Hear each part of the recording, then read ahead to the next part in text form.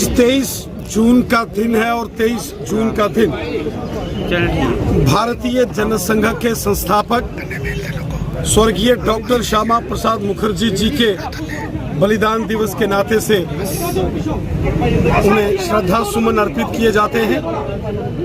हम सब जानते हैं स्वर्गीय डॉक्टर श्यामा प्रसाद मुखर्जी साहब वह महान क्रांतिकारी स्वतंत्रता सेनानी थे जिन्होंने स्वतंत्रता के बाद देश की एकता और अखंडता के लिए अपने प्राणों का बलिदान दिया, अपने प्राणों की आहुति दी। जब जम्मू कश्मीर के संदर्भ में पंडित जवाहरलाल नेहरू जी की राष्ट्र विरोधी नीतियां आगे बढ़ रही थी, स्वर्गीय डॉक्टर श्यामा प्रसाद मुखर्जी जी ने पार्लियामेंट में उसका जबरदस्त विरोध किया।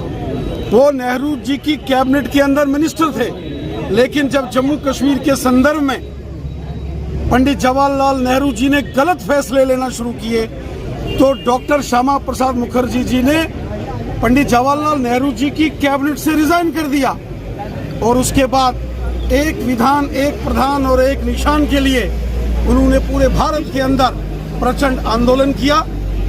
सन 1953 में मई महीने में जब वो यहाँ कठुआ, यहाँ जो जम्मू कश्मीर का प्रवेश द्वार है, यहाँ आज उनकी एक भव्य प्रतिमा यहाँ स्थापित की गई है। जब इसी कठुआ में उन्होंने अपना कदम रखा और उनके हाथ में तिरंगा झंडा था और बिना परमिट के वो जम्मू कश्मीर के अंदर आए।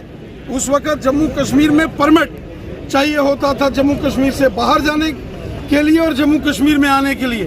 परमिट अर्थात एक पासपोर्ट टाइप एक प्रणाली थी यहाँ, जिसका उन्होंने विरोध किया और यहाँ वो गिरफ्तार कर लिए गए। संदिग्ध परिस्थितियों में उनकी 23 जून 1953 को हत्या कर दी गई। पूरे भारत में उसके बाद प्रचंड आंदोलन हुआ और उस आंदोलन के बाद जम्मू कश्मीर से अलग से प्रधान, चूंकि देश का एक प्रधानमंत्री होता था और जम्मू कश्मीर का अलग प्रधानमंत्री होता था, तो श्यामा प्रसाद मुखर्जी जी के बलिदान के बाद जो पूरे जम्मू कश्मीर के अंदर प्रजा परिषद और पूरे भारत में जनसंघ के बैनर के तले जो प्रचंड आंदोलन हुए, उसके बाद जम्मू कश्मीर का प्रधानमंत्री का नॉमेनक्लेचर बदलकर इसको मुख्यमंत्री कर दिया गया।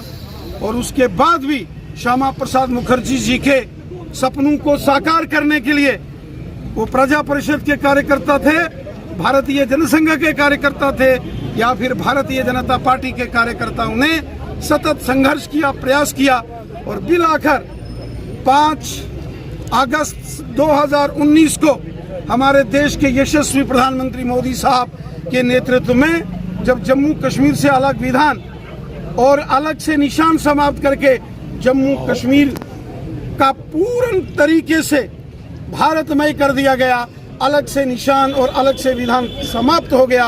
अब जम्मू कश्मीर में सिर्फ तिरंगा झंडा है, सिर्फ भारत का कानून है और श्यामा प्रसाद मुखर्जी जी के उन सपनों को पूरा किया।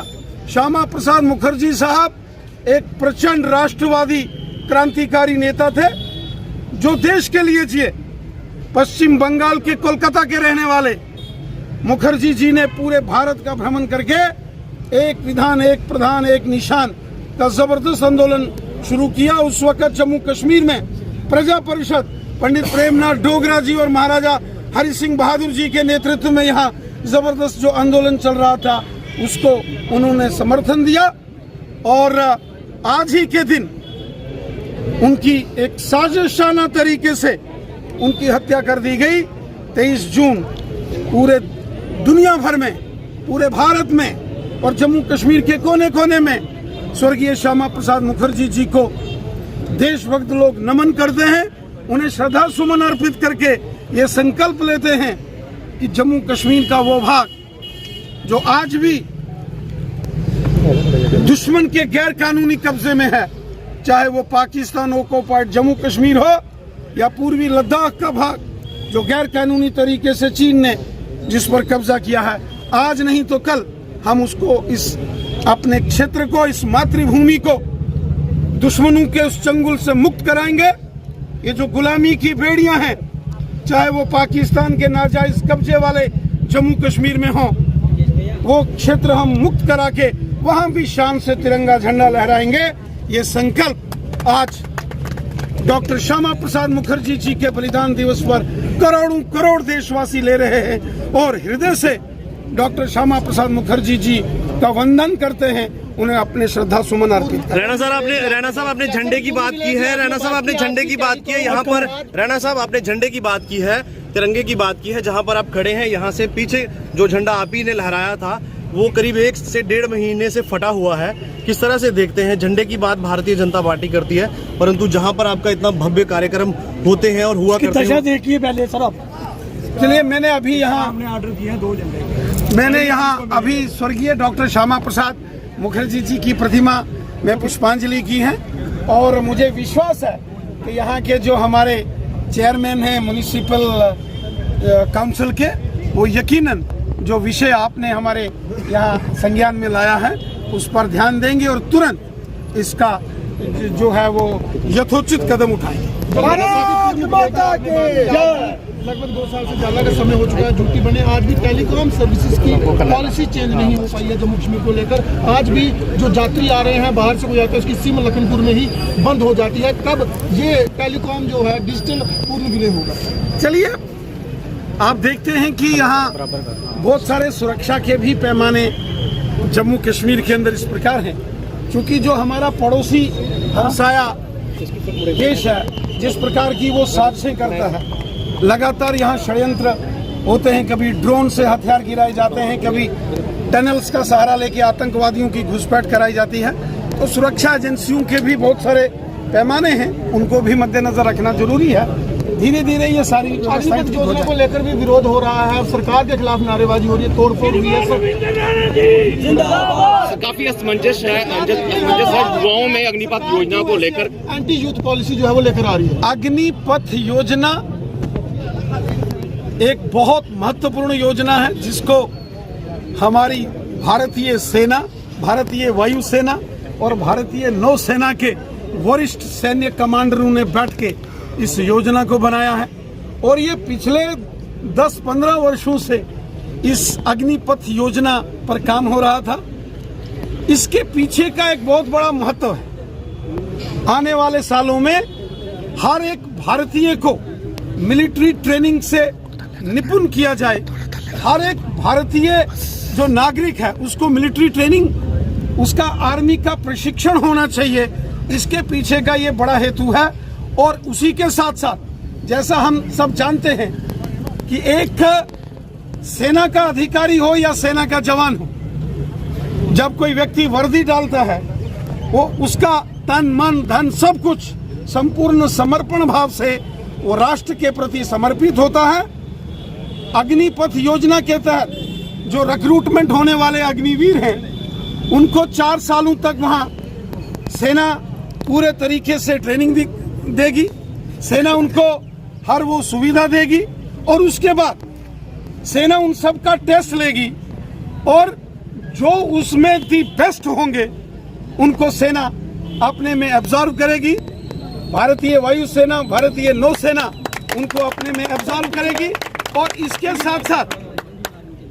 साथ साथ जो अन्य इंडियन आर्मी जो अग्निवीर होंगे वो अग्निवीर भी जो अग्निवीर हैं वह इतने प्रशिक्षित होंगे और साथ साथ उनकी पढ़ाई के अरेंजमेंट्स भी किए जाएंगे और उनको आर्थिक रूप में भी सेना की तरफ से सहयोग किया जाएगा।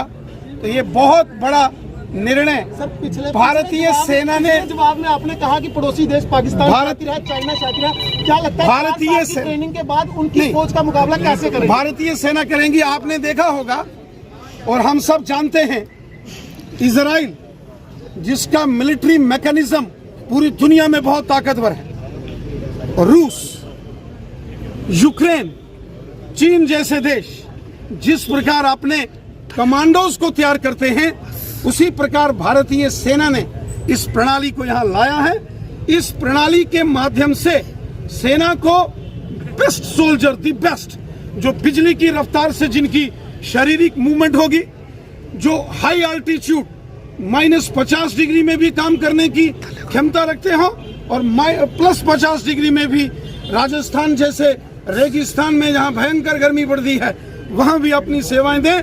हर मुश्किल परिस्थिति में जो देश की सुरक्षा करने में सक्षम हो उसे अग्निवीर कहा गया और भारतीय सेना द्वारा ये योजना लाई गई है। इसीलिए हम इस योजना जिसको सेना ने कहा है कि ये देश की सुरक्षा और प्रतिरक्षा प्रणाली को मजबूत करने के लिए है। आप जानते हैं हम पिछले काफी समय से देख रहे हैं रूस ने यूक्रेन पर हमला किया।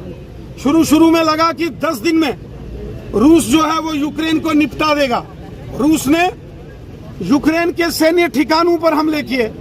रूस ने मिलिट्री इंस्टॉलेशन जो यूक्रेन थी उसको तबाह किया, लेकिन फिर भी पूरे तरीके से वो यूक्रेन पर कब्जा नहीं कर सका क्योंकि यूक्रेन के हर शहरी को मिलिट्री ट्रेनिंग दी जाती है। जब यूक्रेन की सेना पिछड़ने लगी तो यूक्रेन के लोगों ने जो कि मिलिट्री ट्रेन लोग हैं उन्होंने हथियार उठाए और वहां रूस की सेनाओं के ऊपर उन्होंने आघात किया। इसी प्रकार भारत का प्रत्येक नागरिक मिलिट्री ट्रेन हो, यहाँ के अंदर IAS हो, IPS हो, MBBS, doctor, engineer, professor, teacher, master, यहाँ तक कि जो नेता लोग हैं ये सभी मिलिट्री ट्रेन होने चाहिए। और इसके पीछे का उद्देश्य भी यही है कि आने वाले 25-30 सालों में पूरे भारत के लोगों को मिलिट्री ट्रेन कर दिया जाए। ये भारतीय सेना की ओर से एक जबरदस्त पहल की है जिसका हम स्वागत करेंगे।